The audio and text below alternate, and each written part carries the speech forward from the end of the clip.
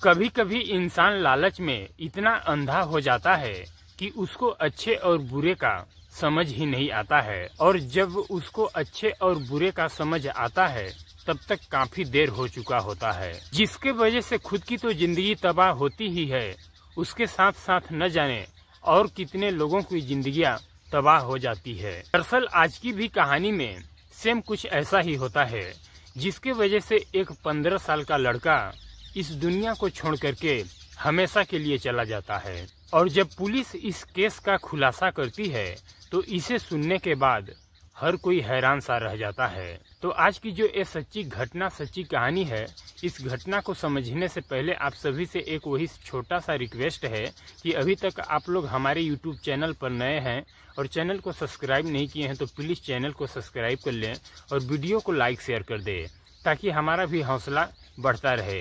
तो आप सभी को नमस्कार, हम संतोष कुमार, आप देख रहे हैं संतोष क्राइम सफर। तो चलिए इस घटनाक्रम को हम लोग सिलसिलेवार तरीके से समझने की कोशिश करते हैं और जानते हैं कि आखिरकार हुआ क्या था।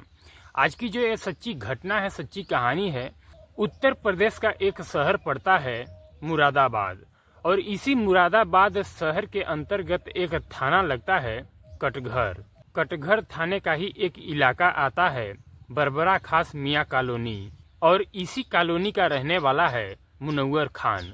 मुनव्वर खान जो कि मेहनत मजदूरी का काम करता है। दरअसल मुनव्वर खान के परिवार में मुनव्वर खान के अलावा उसकी पत्नी और 2 बेटे और 4 बच्चियां हैं। मुनव्वर खान के पत्नी का नाम नूरजहां है। मुनव्वर खान के पहले बेटे का नाम होता है आरिस, जिसका उम्र है लगभग 22 साल, और दूसरे बेटे का नाम होता है अरबाज, जिसका उम्र है लगभग 15 साल। इधर मुनव्वर खान जो होता है वो अपने बड़े बेटे आरिस को एक पिकअप खरीद करके दे देता है, जिसमें वो बिल्डिंग मटेरियल ढोने का काम करता है, और अपने छोटे बेटे अरबाज को वो एक मोटर मैकेनिक की दुकान पर लगा देता है, जिसमें वो मोटर बनाने का काम सीखता है। चूँकि इधर बाप और बेटे अच्छे खासे पैसे कमा रहे होते हैं, जिसके वजह से मुनव्वर खान के घर में किसी भी प्रकार की कोई कमी नहीं होती है। बात कर रहा हूं मैं 8 जुलाई की रात्रि के 8 बजे के आसपास, जब मुनव्वर खान का छोटा बेटा अरबाज अपने काम से शाम के 8 बजे के आसपास घर आता है, तो आरिस की छोटी बहन कहती है कि तुम जाकर के बगल के दुकान से दूध ला दो। इसके बाद इधर अरबाज जो होता है वो अपने घर से टिफिन लेकर के जाता है दूध लेने के लिए, और दूध लेकर के अपने घर आता है। दूध को घर में रख करके तुरंत ही घर से वो बाहर निकल जाता है। इधर आरिस की जो बहन होती है वो अरबाज को तुरंत टोकते हुए कहती है कि खाना खाने का वक्त हो गया है, तुम खाना खा लो, इसके बाद जहाँ जाना हो चले जाओ। लेकिन इस पर अरबाज जो होता है वो कहता है कि हम थोड़ी ही देर में बाहर से आते हैं, इसके बाद खाना खाते हैं। इधर अरबाज जो होता है वो अपने घर से तो बाहर निकल जाता है, लेकिन काफी समय बीत जाता है, वो अपने घर वापस लौट करके नहीं आता है। इसके बाद से इधर अरबाज के और जो परिवार वाले होते हैं वो अरबाज को ढूंढना शुरू कर देते हैं। दरअसल अरबाज के जितने भी गांव के आसपास में रिश्तेदार होते हैं, सभी के घर जाकर के उसका पता लगाया जाता है, बावजूद भी अरबाज का कोई पता नहीं चलता है। दरअसल उस वक्त मुनव्वर का बड़ा बेटा आरिस अपना गाड़ी लेकर के घर से बाहर वो भी निकला हुआ था, वो भी घर पर मौजूद नहीं था, तो इसलिए मुनव्वर को लगा कि शायद अरबाज अपने बड़े भाई आरिस के साथ गया होगा। अक्सर अरबाज जो होता है वो आरिस के साथ गाड़ी पर आया जाया करता था। इसके बाद मुनव्वर का अब पूरा परिवार आरिस के घर आने का इंतजार करने लगता है।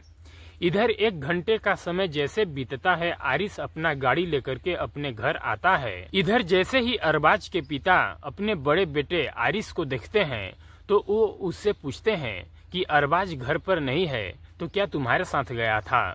तो इस पर आरिस कहता है कि नहीं, मैं तो अकेले ही गया था, हमारे साथ अरबाज नहीं गया है। इस पर फिर मुनव्वर कहते हैं अपने बड़े बेटे आरिस से कि दरअसल शाम 8 बजे से ही अरबाज न जाने कहाँ गायब हो गया है, वो घर पे ही नहीं है। इधर अरबाज के गायब होने की बात सुन करके आरिस भी कहीं न कहीं हैरान और परेशान हो जाता है और खुद आरिस अपने घर से अपने छोटे भाई को ढूंढने के लिए वो भी घर से बाहर निकल जाता है। करीब 1-1.5 घंटे तक वो भी गांव में ढूंढता है, बावजूद उसके छोटे भाई का कहीं पता नहीं चलता है। फिर आरिस अपने घर वापस लौट करके आ जाता है। इधर मुनव्वर खान के पूरे परिवार को यकीन ही नहीं होता है कि आखिरकार अरबाज कहाँ गायब हो गया। इधर देखते ही देखते रात हो जाती है और जब सुबह होता है, 4 जुलाई के सुबह के आसपास एक व्यक्ति गांव का ही भागते दौड़ते हुए आता है मुनव्वर खान के घर और कहता है कि दरअसल रेलवे क्रॉसिंग के पास एक झोपड़ी में तुम्हारे बेटे अरबाज की डेड बॉडी पड़ी हुई है। इधर वो व्यक्ति जैसे ही मुनव्वर खान को डेड बॉडी की बात बताता है तो मुनव्वर खान का पूरा परिवार भागते दौड़ते हुए उस जगह पर जाता है जहां पर अरबाज का डेड बॉडी पड़ा हुआ होता है। वहां पर जाकर के ये लोग देखते हैं तो अरबाज का डेड बॉडी औंधे मुंह पड़ा होता है। धीरे धीरे समय बीतता है और गांव के लोग भी इकट्ठे होने लगते हैं। इसी में से एक व्यक्ति इस बात की सूचना पुलिस को दे देता है। इधर पुलिस टीम को जैसी ही सूचना मिलती है, पुलिस प्रशासन अपने पूरी टीम के साथ उस घटना स्थल पर जाती है और उस डेड बॉडी को चेक करती है। तो पुलिस को मालूम चलता है कि उस व्यक्ति के डेड बॉडी पर कई जगहों पर निशान और घाव मिलते हैं, लेकिन उसके गले का निशान देख करके पुलिस को अंदाजा लग जाता है कि इसकी हत्या गला दबा करके की गई है। पुलिस उस जगह का बड़ी ही बारीकी तौर से मुआयना करती है, बावजूद पुलिस को उस जगह पर कोई सबूत नहीं मिलता है। इसके बाद से पुलिस जो होती है अरबाज के डेड बॉडी को अपने कब्जे में लेती है और पोस्टमार्टम के लिए ले जाती है। लेकिन उस डेड बॉडी को पुलिस वहां से ले जा पाती उससे पहले गांव के लोग पुलिस प्रशासन को घेर लेते हैं और उस लड़के के डेड बॉडी को नहीं ले जाने देते हैं और पुलिस से छुड़ा करके वो रास्ते पर बैठ जाते हैं और धरना प्रदर्शन करने लगते हैं। इधर धरना प्रदर्शन शुरू कर देने के वजह से वहां पर सड़क भी जाम हो जाती है और काफी ज्यादा भीड़ हो जाता है। इधर पुलिस भी परेशान हो जाती है। देखते ही देखते पुलिस के कई बड़े अधिकारी वहां पर आ जाते हैं और गांव के लोगों का एक ही नारा होता है कि जब तक पुलिस प्रशासन इस लड़के के कातिल को ढूंढ करके नहीं लाती है तब तक इस लड़के की डेड बॉडी हम लोग पुलिस को नहीं देंगे।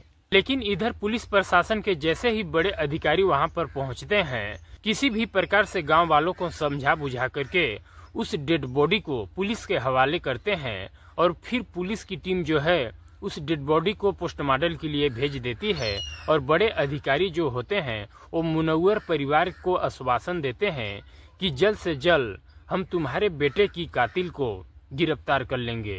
इसके बाद से पुलिस इस केस का छानबीन करने के लिए सबसे पहले मुनव्वर खान से ही पूछताछ करने लगती है कि क्या तुम्हें किसी के ऊपर शक है कि तुम्हारे बेटे का हत्या कौन कर सकता है। इस पर मुनव्वर खान पुलिस वालों को जवाब देते हुए कहता है कि सर मुझे तो पूरा यकीन नहीं है, लेकिन कुछ यकीन है। दरअसल मेरे ही गांव के बगल के गांव का रहने वाला मुरसलीम और उसके परिवार वालों ने मिलकर के मेरे बेटे का हत्या किया है। इस पर मुनव्वर जो होता है मुरसलीम के 1-2 नहीं बल्कि 6 लोगों पर नामजद मुकदमा दर्ज करा देता है। इधर 6 लोगों पर जब वो नामजद मुकदमा दर्ज तो करा देता है, हालांकि मुनव्वर जब इन लोगों पर आरोप लगाता है तो पुलिस इससे इसका वजह भी पूछती है। इस पर मुनव्वर पुलिस वालों को जवाब देता है कि मुरसलीम के पत्नी अजरा बेगम के साथ हमारे बड़े बेटे आरिस का प्रेम प्रसंग चल रहा है और इस चीज की जानकारी मुरसलीम को मालूम चल चुका था। इसलिए मुरसलीम जो है वो हमारे बड़े बेटे आरिस से अक्सर लड़ाई झगड़े तकरार किया करता था। हो सकता है मुरसलीम के परिवार वालों ने मिल करके हमारे छोटे बेटे का इसीलिए हत्या कर दिया होगा। इधर मुरसलीम के परिवार वालों के ऊपर जब 6 लोगों पर नामजद मुकदमा दर्ज हो जाता है तो पुलिस मुरसलीम के घर जाती है और इन लोगों से पूछताछ करने के लिए तो पुलिस को मालूम चलता है कि जिन 6 लोगों पर नामजद मुकदमा दर्ज कराया गया है वो 6 लोग अपना घर छोड़ करके फरार हो चुके हैं। लेकिन उस घर में पुलिस वालों को अजरा बेगम मिल जाती है। पुलिस अजरा बेगम से जब पूछताछ करती है तो इस पर अजरा बेगम भी पुलिस वालों से झूठ नहीं बोलती है। वो कहती है कि हाँ सर, हमारा आरिस के साथ में प्रेम प्रसंग चल रहा है, लेकिन हमारे घर वालों ने अरबाज का हत्या नहीं किया है। इसके बाद से पुलिस जो है अजरा बेगम से ये भी सवाल करती है कि तुम्हारे घर के और परिवार वाले कहाँ हैं। इस पर अजरा बेगम पुलिस को कुछ जवाब नहीं देती है। इसके बाद पुलिस की टीम जो होती है वहां से थाने वापस लौट करके आ जाती है।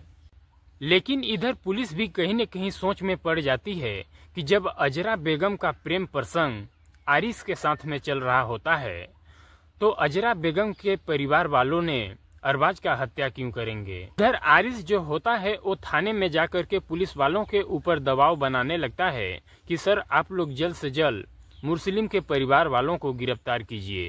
लेकिन इस केस में पुलिस जो होती है बहुत ही आराम से अपना कदम बढ़ा रही होती है। इधर देखते ही देखते लगभग 1 हफ्ते का समय गुजर जाता है। इस 1 हफ्ते के दौरान में आरिस जो होता है वो कई बार थाने में जाता है और पुलिस वालों से कहता है कि आप लोग मुस्लिम के परिवार वालों को गिरफ्तार कीजिए। इधर आरिस जब बार बार थाने में जाकर के पुलिस वालों के ऊपर दबाव बनाता है तो कहीं न कहीं पुलिस वालों को आरिस के ऊपर ही शक चला जाता है कि आखिरकार आरिस को क्यों इतनी जल्दबाजी है कि वो मुस्लिम के परिवार वालों को गिरफ्तार करे। इसके बाद से पुलिस अब आरिस के मोबाइल का कॉल डिटेल निकलवाने लगती है। इधर पुलिस जब आरिस के मोबाइल का कॉल डिटेल निकलवाती है तो उसमें से पुलिस को 2 ऐसे नंबर मिल जाते हैं जिस नंबर पर आरिस जिस दिन उसके छोटे भाई अरबाज की हत्या हुई थी उस दिन उन नंबरों पर काफी ज्यादा बातचीत किया था। फिर पुलिस वाले उन दोनों नंबरों को चेक करती है तो मालूम चलता है कि जहां पर उसके छोटे भाई का हत्या हुआ था वो दोनों नंबर उसी के अगल बगल के पाए जाते हैं। इसलिए पुलिस जो है अब उन दोनों नंबरों को चेक करती है तो पुलिस को मालूम चलता है कि उनमें से एक नंबर सुल्तान के नाम पर रजिस्टर्ड है जो कि रामपुर दुल्हा का रहने वाला है और दूसरा नंबर जुनैद के नाम पर रजिस्टर्ड है जो कि जामा मस्जिद का रहने वाला है। पुलिस को जैसे ही इस तरह का डिटेल मिलती है पुलिस सुल्तान के साथ साथ जुनैद के भी घर पर जाती है और उन दोनों को गिरफ्तार करके थाने ले आती है। थाने में लाने के बाद पुलिस जैसे ही इन दोनों से अरबाज के हत्या के बारे में पूछताछ करती है बिना शक के दबाव के ये दोनों सच्चाई कबूल कर लेते हैं। लेकिन जब ये हत्या की वजह बताते हैं तो खुद पुलिस अरबाज के बड़े भाई आरिस को भी गिरफ्तार कर लेती है। इधर पुलिस जैसे ही आरिस को गिरफ्तार करके थाने ले जाती है तो रास्ते में ही आरिस पुलिस वालों से सवाल करता है कि सर आप लोग मुझे क्यों गिरफ्तार किए हैं। इस पर पुलिस वाले आरिस को जवाब देते हुए कहते हैं जिन लोगों के साथ तुम मिल करके अरबाज की हत्या किए हो वो लोग थाने में हैं, चल करके तुम भी देख लो। इधर जब पुलिस आरिस को लेकर के थाने में पहुंच जाती है और आरिस के सामने सुल्तान और जुनैद को पेश करती है तो आरिस को समझने में देर नहीं लगती है कि सारा मामला ओपन हो चुका है। इसके बाद खुद आरिस से पुलिस उसके छोटे भाई अरबाज के हत्या के बारे में पूछताछ करने लगती है तो इस पर आरिस जो होता है वो भी बिना किसी शक के दबाव के वो भी सच्चाई कबूल कर लेता है। दरअसल इधर आरिस का जब मुस्लिम के पत्नी अजरा बेगम से दोस्ती होता है तो शुरू में तो किसी को मालूम नहीं चलता है।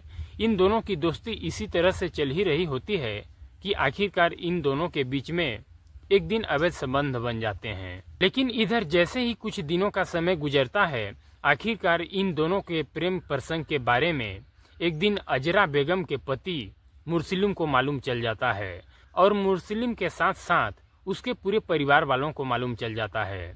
इधर मुस्लिम जो होता है वो अजरा बेगम को अपने आड़े हाथ तो लेता ही है, साथ ही साथ आरिस से भी जाकर के झगड़े तकरार करने लगता है। इधर मुस्लिम आरिस को लाख बार समझाने की कोशिश करता है, बावजूद आरिस जो है अजरा बेगम को छोड़ने के लिए तैयार भी नहीं होता है। इधर आरिस और मुस्लिम के बीच में कई बार मार पिटाई भी हो जाता है। इतना सब कुछ होने के बावजूद भी आरिस अजरा बेगम का साथ छोड़ने के लिए तैयार नहीं होता है। लेकिन इस झगड़े तकरार से आरिस भी इतना परेशान हो जाता है कि वो अजरा बेगम को पाने के लिए एक षड्यंत्र रच देता है। दरअसल आरिस जो होता है वो अजरा बेगम को किसी भी प्रकार से खोना नहीं चाहता था, इसलिए वो एक ऐसा प्लान बनाता है जिसके वजह से मुस्लिम के पूरा परिवार जेल चला जाए और वो बाद में अजरा बेगम के साथ शादी कर ले। इधर पूरा प्लान बनाने के बाद जब आरिस अपने दो दोस्तों से जाकर के मुलाकात करता है, उनमें से एक का नाम है सुल्तान और एक का नाम है जुनैद। जब इन दोनों से अपने ही भाई को मारने की बात करता है, आरिस के दोनों दोस्त भी उसका साथ देने के लिए तैयार हो जाते हैं। अब इधर आरिस जो होता है वो अपने बनाए हुए प्लान के तहत सही मौके का इंतजार करता है। इधर हर रोज की तरह जब अरबाज अपना काम करके रात्रि के 8 बजे अपने घर आता है तो उसकी छोटी बहन दूध लेने के लिए अरबाज को भेजती है, लेकिन रास्ते में ही उसे आरिस मिल जाता है। इधर आरिस अपने छोटे भाई अरबाज से कहता है कि तुम दूध रख करके घर से जल्दी आ जाओ, आज हम अपने पार्टी से पैसे लेने जा रहे हैं, तुम साथ में चलोगे तो तुम्हें भी मैं 500 रुपया दूंगा। लेकिन इधर आरिस अपने छोटे भाई को कहता है कि तुम जब दूध लेकर के घर जाना और घर से फिर आना तो घर में किसी को मत बताना कि हम कहाँ जा रहे हैं। इसी तरह से अरबाज जो होता है दूध घर में तो लेकर के चला जाता है, लेकिन वहाँ से आता है तो घर में किसी को नहीं बताता है। फिर वो अपने भाई के पास आरिस के पास आ जाता है और फिर आरिस अपने छोटे भाई को गाड़ी में बैठाता है और सबसे पहले अपने उन दोनों दोस्तों के घर लेकर के जाता है। इसके बाद से आरिस अपने दोनों दोस्तों को लेता है और वहाँ से वो चारों लोग एक रेलवे क्रॉसिंग के पास एक खंडहर मकान में जाते हैं। जैसे ही खंडहर मकान में जाते हैं तो ये तीनों मिल करके अरबाज की जम की पिटाई करने लगते हैं। इधर जब अपने ही बड़े भाई से अरबाज पिटाई खा रहा है तो वो रोते हुए कहता है कि आखिरकार भाई हम तुम्हारा क्या बिगाड़े हैं, क्यों तुम हमें मार रहे हो। लेकिन इस पर आरिस अपने भाई को कुछ भी जवाब नहीं देता है और फिर से आरिस अरबाज का गला दबा देता है, जिसके वजह से घटना स्थल पर भी अरबाज की मौत हो जाती है। लेकिन इधर आरिस को यकीन ही नहीं होता है कि उसका भाई मर चुका है, इसलिए वो वहीं पर बगल में रखा हुआ ईंट पत्थर से भी कई बार अपने भाई के ऊपर वार कर देता है। तब आरिस को लगता है कि उसका भाई मर चुका है। इसके बाद से आरिस के दोनों दोस्त वहां से अपने अपने घर के लिए चले जाते हैं और इधर आरिस खुद अपना गाड़ी लेकर के अपने घर आ जाता है। इधर आरिस जैसे ही अपने घर पहुंचता है तो आरिस के घर वाले कहते हैं कि न जाने अरबाज 1-2 घंटे से कहां गायब हो गया है, हम लोग जहां तहां ढूंढ लिए पर उसका कहीं मालूम नहीं चला। इधर आरिस जो होता है वो भी अपने भाई को ढूंढने के लिए फिर घर वालों के नज़र से बाहर निकल जाता है, लेकिन वो जहां तहां समय बिता करके 1-1.5 घंटे में आरिस भी अपने घर लौट करके चला जाता है। तो अपने घर वालों से कहता है कि अरबाज का कहीं पता नहीं चला।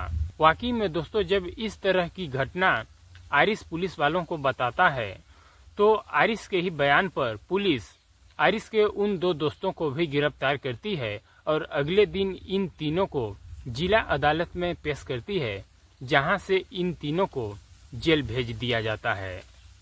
तो दोस्तों इस घटनाक्रम के बारे में आप क्या राय देते हैं, आप लोग कमेंट बॉक्स में जरूर बताना। और दोस्तों इस घटनाक्रम को सुनाने का उद्देश्य मेरा किसी को ठेस पहुंचाना, परेशान करना नहीं है, बल्कि आप सभी को सचेत और जागरूक करना है कि देश दुनिया में इस तरह की तमाम घटनाएं घट रही हैं, जिससे आप लोग सतर्क और सावधान रहें, जिससे आपका भी परिवार सुरक्षित रहे। मिलते हैं अगले दिन एक और सच्ची कहानी, सच्ची घटना के साथ। तब तक के लिए जय हिंद, जय भारत।